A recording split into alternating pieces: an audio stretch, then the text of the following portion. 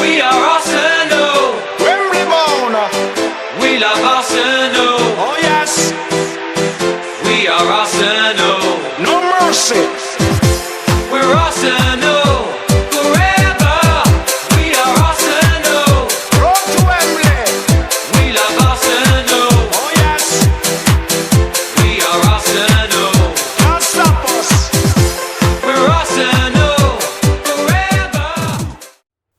ሰላም እንደምናላችሁልን ክብራና የመድፈኞቹ ቤተሰቦች በትልልቆቹ ውድድር በአውሮፓ ሻምፒዮንስ ሊግ የሩብ ፍጻሜ ጨዋታ ቅድመ ቅኝት ተገናኝተናል። ስለምታደምጡና ቆይታችሁን ከኛ ጋር ስለምታደርጉ ከልብ እናመሰግናለን። አርሰናል ወደ ፖርቱጋል ሊዝበን ከተማ በማምራት በጆዜ አልቫላዴ ነገ ምሽት 4 ሰዓት የሪዮ ቦርጋሶን ስፖርቲንግ ሊዝበን ይገጥማል። ስለ ጨዋታው ብዙ ሀሳቦች እናነሳለን። እናም እንዳልኳችሁ መግቢያ ላይ የትልልቆቹ ውድድር ነው። ከነዛ ሁለት የኤፍኤ ካፕና እንዲሁም የካራባ ካፕ ሽንፈቶች በኋላ አርሰናል ምን አይነት ምላሽ ይሰጣል?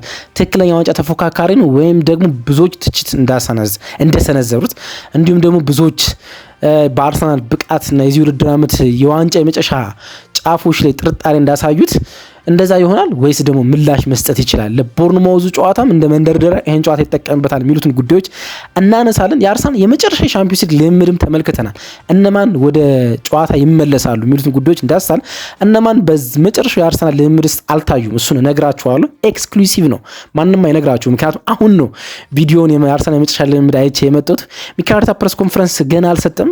ሊሰጥ ወደ ፕሬስ ኮንፈረንስ ሩም እያመራ ነው። ከሊዝበን ነው የሚሰጠው ከበረሩ በኋላ ማለት ነው። ምሽት ከኩለ ሌሊት በኋላ ማለት ነው ጋዜጣዊ መግለጫውን የሚሰጠው። ስለዚህ ማለዳ ላይ እሱን ይዤላችሁ መጣ ይሆናል ማለት ነው። ግን የመጨረሻው ልምምድ በለንደን የነበረውን ቪዲዮ መመልከት ስለቻልኩ እነማን ለጨዋታው ዝግጁ እንደሆኑና ሙሉ ልምምድ እንደሰሩ እነግራችኋል። ቡካዮ ሳካ፣ ዩሪያን ቲምበር፣ ፔሪን ካፒዮ፣ ገብርኤል ማጋሌሽን የተመለከቱ ሊያንድሮ ትሮሳርድን ጨምሮ ብሬኪንግ ኒውሶች ያሉኝ። አብራችሁን ቆዩ፣ አድምጡን፣ ሀሳብ አስተያየታችሁን ስጡን። ይሄ የትልልቆቹ ውድድር ሻምፒዮንስ ሊግ ነው። እናም ግምቶቻችሁን አስቀምጡ።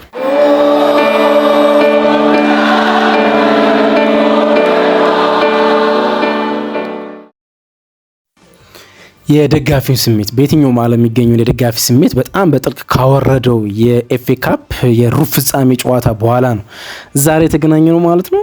ያ የሳውዝሃምፕተን የሴንት ሜሪ የ2-1 ሽንፈት ብዙ ጥርጣሬዎችን ብዙ ጥያቄዎችን እንዲሁም ብዙ ትችቶችን የሚኬል አርቴታ ስብስብና ሚኬል አርቴታ ላይ እንዲደርስ አስችሏል። ደግሞም ሊደርስ ይገባል። እንግዲህ ከኢንተርናሽናል ብሬክ የመጨረሻ ጨዋታ የካራባ ካፕ የፍጻሜ ማንቸስተር ሲቲ ጨዋታ ላይ ሰከንድ ሃፍ በተለይ ደግሞ በሰከንድ ሃፍ የመጀመሪያ ደቂቃዎች ያሳየው የቡድኑ ፐርፎርማንስ እንደው ሚኬል አርቴታ ደግሞ ኢንጌም ማኔጅመንቱ ብዙ ትችቶችን አስተናግዶ ለዛ በቂ ምላሽ ይሰጣል ተብሎ በተጠበቀበት የሳውዝሃምፕተኑ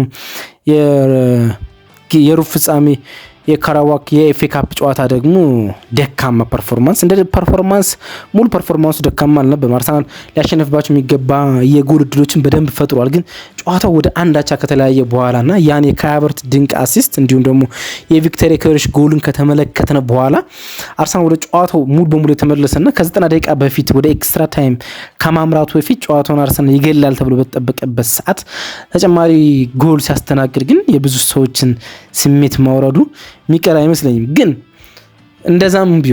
እንደዛም ነገሮች የተበላሹ ቢሆን የአርሰናል የዚህ ውድድር ዓመት ትልቁ ፕላን ፕሪሚየር ሊግ እና ትልልቆቹ ዋንጫዎች ናቸውና ለዛ ደግሞ ትክክለኛው ምላሽ መስጠት ያለበት ሰዓት ይመስለኛል። ይሄኛው የሊዝበን የጆዜ አልቫላዴ ጨዋታ ማለት ነው።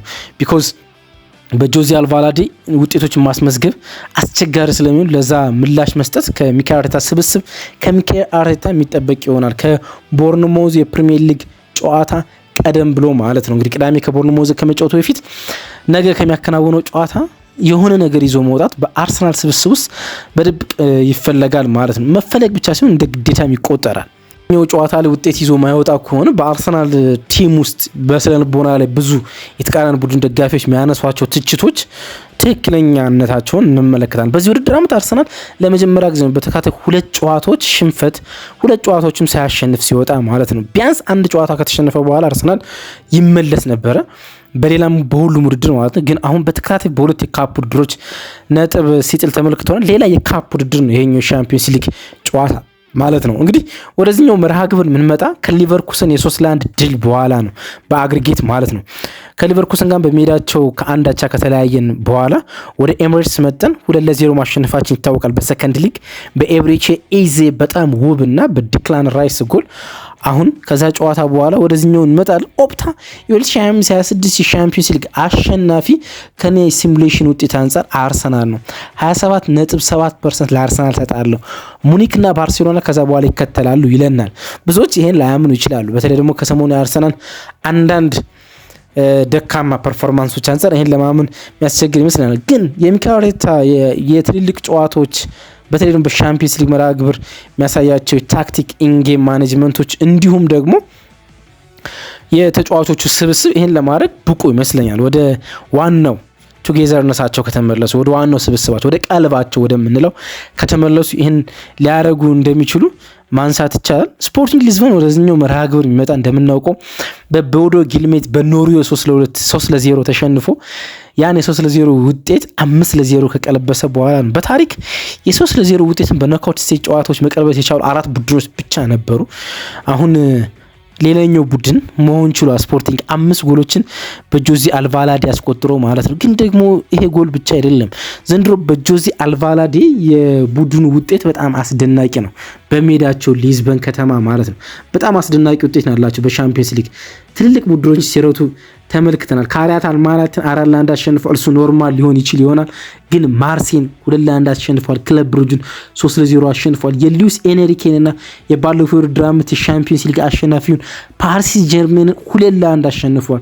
ቦዶ ግሊምትን 5-0 ሲያሸንፉ ተመልክተናልና በሜዳቸው በዚህ ውድድር ዓመት በጆዚ አልቫላዴ በጣም አስደናቂ እንደሆኑ ልንመለከት እንችላለን። በጨዋታው ብዙዎች የሚጠብቁት ነገር አለ።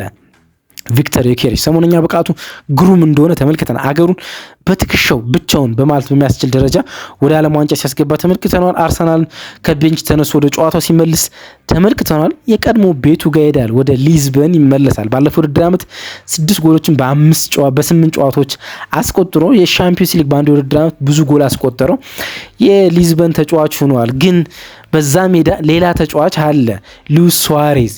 የቀድሞ ኡራጋዊውን አጥቂ አይደለም እየጠሩት ያለው። የቀድሞውን የሊቨርፑል ወይም ደግሞ የባርሴሎና ሉዊስ ሱዋሬዝ አይደለም እየጠሩት ያለው። ኮሎምቢያዊ የዚህ ውድድር ዓመት የሊዝበን በጣም ጎል አይሚሪ አጥቂ ነው። ቪክተር ዮኬሬሽን ተክቶ እዛ የደረሰው ወይም ደግሞ ሊዝበን የደረሰው ተጫዋች 5 ጎሎችን በሻምፒዮንስ ሊግ አስቆጥሯል። አንድ ጎል የሚያስቆጥር ከሆነ ከቪክተር ዮኬሬሽ ጋር በአንድ ውድድር ዓመት ብዙ ጎሎችን በሻምፒዮንስ ሊግ በማስቆጠር የሊዝበን ታሪካዊ ተጫዋች መሆን ይችላል እና ሉዊስ ሱዋሬዝ በሌላኛው አንግል፣ ቪክተር ዮኬሬሽ በሌላኛው አንግል፣ ግን ሁለቱም ለሊዝበን የተጫወቱ ተጫዋቾች ይገናኛሉ ማለት ነው። በጨዋታ ውስጥ ሌላ ትኩረት የሚስቡ ከቪክተር ዮኬሬሽና ሉዊስ ሱዋሬዝ ውጭ 2 ተጫዋቾች አሉ። አንደኛው ግብ ጠባቂ ነው፣ አንደኛው ተከላካይ ነው። ዴቪድ ራያ የአርሰናሉ ግብ ጠባቂ ዴቪድ ራያ የአውሮፓ ምርጡ ግብ ጠባቂ ነው ሙሉ ዲቤቶች እየተነሱ ነው። አንዳንዶች አይደለም፣ አንዳንዶች ነው የሚሉ ያነሳሉ። ዲላፎንቴ ወይም የስፔኑ አሰልጣኝ ይህን ላይስማሙበት ይችላሉ። ግን በጣም ብዙ ሰዎች አሁን የአውሮፓ ምርጡ ግብ ጠባቂ እንደሆነ ይናገራሉ። ዴቪድ ራያ ለዛ ምስክር ይሆናሉ። በዚህ ውድድር ዓመት በሻምፒዮንስ ሊግ ፕሪቬንቲንግ ዲፈረንሻሉ የሱን ያህል ከፍተኛ ተጫዋች የለም። ፕሪቬንቲንግ ዲፈረንሻል ምንድነው? ጥቂት ላብራራ አላችሁ። 64 ኦን ታርጌቶች ዘንድሮ ተሞክረውበታል። ከ64 ኦን ታርጌቶች ውስጥ 19.6 ኤክስጂ ተመዝግቦበታል። ወይም ደግሞ ሊቆጠር የሚገባው 19.6 ጎል በአጠቃላይ 20 ልትሉት ትችላላችሁ። 20 ጎል ሊቆጠርበት ይገባ ነበር በሻምፒዮንስ ሊግ ማለት ነው። ግን የተቆጠረበት 12 ጎል ነው። ስለዚህ 19.6ን ለ12 ስትቀንሱ 7.6 ሊቆጠር የሚገባ ጎሎችን እንዳይቆጠሩ ማድረግ ችሏል። ይህን ማድረግ የቻለ የአውሮፓ ሻምፒዮንስ ሊግ ተሳታፊ ግብ ጠባቂ የለም እና ቪክተር ዮኬሬሽ ዴቪድ ራያ የአውሮፓ ምርጡ ግብ ጠባቂን በጊዜው የሚያስብለው ሪካርድ ይሄኛው ነው። ግን ደግሞ በተቃራኒው በዛኛው በሊዝበን በኩል ጎንካሎ ኢናሲዮ አለ። የመሀል ተከላካያቸው ባለ ብዙ ልምዱ ተጫዋች ማለት ነው። ለሊዝበን የዚህ ውድድር ዓመት ጥንካሬ እንዳንዱ ይጠቀሳል። ግን ደግሞ ለሊዝበን እንደ ጥንካሬ ሲጠቀስ ተከላካይ እንደመሆኑ መጠን በመከላከሉ ብቻ አይደለም፣ በነዛ ውብ ላይን ብሬክ ፓሶቹ ነው። ጨዋታውን ስትመለከቱ ታዩታላችሁ ብዬ አስባለሁና አንድ ዳታ ልንገራችሁ ስለ ጎንካሎ ኢናሲዮ ማለት ነው። በዚህ ውድድር ዓመት በቦዶ ግሊምት ፕሌይኦፍ ጨዋታ ላይ 41 ላይን ብሬክ ወይም መስመር ሰንጣቂ ኳሶችን ወደ አማካኝ ወይም የቦዶ ግሊምትን ፕሬሲንግ አልፈው እንዲሄዱ ማድረግ ችሏል እና በሻምፒዮንስ ሊግ የኖክአውት ስቴጅ ጨዋታ ላይ 41 ላይን ብሬክ ፓስ አድርጎ የሚያውቅ ተጫዋች የለም። እናም የአርሰናል ፕሬሲንግ በጣም የተጠና ካልሆነ ከአርሰናል ፕሬሲንግ ጀርባ ላይ ይሄ ተጫዋች የሚሾልኩ ኳሶችን ሊጥል እንደሚችል ማንሳት ይቻላል ማለት ነው። ስለ አርሰናል ስንመለስ ግን የሻምፒዮንስ ሊግ የአርሰናል የተከላካይ ስፍራ ጥንካሬ ግን መነሳት ያለበት ይመስለኛል። ብዙ ትችት ብዙ ነገሮች ቢኖሩም የተከላካይ ስፍራው ቁል ሹት ሎኬሽኖቹ በጣም አስደናቂ ናቸው። በጣም ብዙ ሹቶች ሊያስተናግድ ይችላል የአርሰናል ዲፌንስ፣ ግን ደግሞ ትክክለኛው ቦታ ላይ አያርፉም። ከ0.75 ፌስ ከሚያደርጋቸው ኤክስጂዎች 0.5 ነው ወደ ትክክለኛ ሙከራነት የሚቀየሩ ማለት ነው። በጨዋታ ደግሞ 2.7 ታርጌቶች ነው የሚሞከሩበት ማለት። በሻምፒዮንስ ሊግ እንደዚህ አይነት የተጣራ ቁጥር ያለው ቡድን የለም፣ ወይም ደካማ የተቃራኒ ቡድን ማጥቃትን የሚያከሽፍ ቡድን የለም እና አርሰናል ዲፌንስ እንደ ወትሮ ሁሉ ሊመሰገን ብቻ ሲሆን እንደ ጥንካሬ ሊወሰድ የሚገባው ነው። ኳርተር ፋይናል ላይ የሚገኘው ሩብ ፍጻሜና አርሰናል ብዙ አይግባቡም። የመጨረሻዎቹ 8 የሩብ ፍጻሜ ጨዋታዎች ውስጥ 5ቱን አርሰናል ተሸንፏል። ማሸነፍ ከቻላቸው ጨዋታዎች ውስጥ አንዱ የማድሪድ ባለፈው የውድድር ዓመት ጨዋታ ነው፣ በሩብ ፍጻሜ ማለት ነው። በተከታታይ ለሻምፒዮንስ ሊግ ግማሽ ፍጻሜ ጨዋታ ግን ደርሶ ያውቅም አርሰናል በታሪኩ። አሁን ባለፈው ውድድር ዓመት ከፒኤስጂ ጋር በሻምፒዮንስ ሊግ ግማሽ ፍጻሜ ደርሷል። አሁን ይህን ሩብ ፍጻሜ አልፎ ወደ ሰሚ ፋይናልስ የሚያልፍ ከሆነ በአርሰናል እግር ኳስ ታሪክ ስለመጀመሪያ ጊዜ በተከታታይ ዓመት የግማሽ ፍጻሜ ተፋላሚ ይሆናል ማለት ያኛው ኢንተረስቲንግ ጉዳይ ይመስለኛል። ሄድ ቱ ሄድ እንመልከት እስኪ ከስፖርቲንግ ሊዝበን ጋር ያለንን የእርስ በርስ ግንኙነቶች ማለት ነው። ከዛ ወደ ቲም ኒውስ እመጣለሁ። በ2024 ባለፈው ውድድር ዓመት አግኝተናቸው ነበር። ቪክተር ዮኬሬሽ የነሱ ተጫዋች ሆኑ ማለት ነው። 5-1 ነው ያሸነፍናቸው። ታስታውሱ እንደሆነ 5 የተለያዩ ጎል አስቆጥሮ 5-1 አሸንፈናቸዋል። ግን አንድ መጥፎ ሪከርድ ለአርሰናል በጥሎ ማለፍ ወደ ፖርቱጋል አቅምቶ አርሰናል በጥሎ ማለፍ ጨዋታ ከሜዳው ውጭ ፖርቱጋል ላይ አሸንፈው አቅም ፖርቶ ቤኔፊካ ወይም ስፖርቲንግ ሊዝበን ሌላም ብራጋ ልትሉ ትችላላችሁ። የፖርቱጋልን ቲም በአዌ አሸንፈው አቅም 4 አቻ ወጡ 2 ሽንፈት አስተናግደዋል ማለት ነው። ሪሰንትሊ ለመጨረሻ ጊዜ የተጫወተው በጥሎ ማለፍ ጨዋታ ማለት ነው 2023-24 ሲዝን በሻምፒዮንስ ሊግ የመጨረሻ 16 ወይም ጥሎ ማለፍ ላይ ከፖርቶ ጋር ተጫውተን 1-0 ሽንፈት አስተናግደናል ማለት ነው። ግን ደግሞ በተቃራኒ መልካም ሪከርዶችም አሉን። ከስፖርቲንግ ሊዝበን እኛን ለማሸነፍ አብዝቶ ይቸግራል። 7 የመጨረሻ ጨዋታዎች ከስፖርቲንግ ሊዝበን ጋር አላሸነፈንም። 4 አጫውተን 3ቱን አሸንፈናል። ስለዚህ ሊዝበን እኛን ለማሸነፍ በብዙ የሚቸገር ቡድን እንደሆነ ማንሳት ይቻላል። ግን በ90 ደቂቃ ነው እንጂ በጥሎ ማለፍ አሸንፈን አልፎ ያውቃል።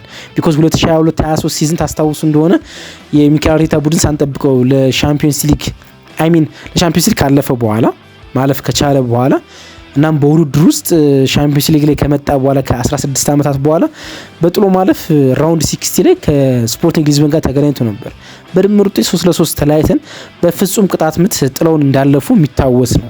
እሱ የሚረሳ አይደለም። ለዛም በቀል ነው አሁን የምንጫወተው በጥሎ ማለፍ ሊዝበንን ለመጣልና ለማለፍ ማለት ነው። አርሰናል አሁን ይሄን ቪዲዮ ለእናንተ ከማቅረባችን በፊት ሚካኤል አርቴታ ወደ ፕሬስ ኮንፈረንስ ሩም ውስጥ እየሄደ ነው።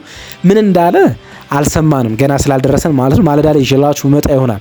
ግን የመጨረሻ ልምምዶችን ግን መመልከት ይችላል ነበር የአርሰናል የመጨረሻ ልምምዶችን ማለት ነውና ካሜራዎቹ ሚኖሩና ማይኖሩ ተጫዋቾችን ለመለየት ሲሞክሩ ነበር። ሃንድ ኦፍ አርሰናል የሚባል የትዊተር ገጽ ታውቃላችሁ፣ ብዙ ጊዜ አንስቼው ስለማወቅ ማለት ነው። በተለይ ደግሞ በዝውውር ወሬዎች ጊዜ ማለት ነው። ሃንድ ኦፍ አርሰናል ኤብሪቼ ኢዜ ወደ ልምምድ ተመለሱ ብሎ ዘገበ። ገና ኮነርስ ተመለሰና የገነር ብሎጉ ኮነር ኤብሪቼ ኢዜ እንደሌለ ተናገረ ማለት ነው። እናም እነዚህን ስሞች ነግራቸዋል። ዩሪያን ቲምበር፣ ፒየር ኢንካፒዮ እንዲሁም ቡካዮ ሳካ የአርሰናል የመጨረሻ ልምምድ ከሰዓታት በፊት በተጠናቀቀው ላይ አልነበሩም። እናም ለጨዋታው ላይ ይኖሩ አይኖሩ የሚካኤል አርቴታን ፕሬስ ኮንፈረንስ ማዳመጥ የሚኖርብን ይሆናል። ግን መልካም ዜና አለ። ገብርኤል ማጋላሽ ሙሉ ልምምድ ሰርቷል። ዲክላን ራይስ ሙሉ ልምምድ ሰርቷል። ትሮሳርድ ሙሉ ልምምድ ሰርቷል። አብዛኞቹ ቡድኑ ስብስቦች ተመልሰዋል ወደ ሙሉ ልምምድ ማለት ነው።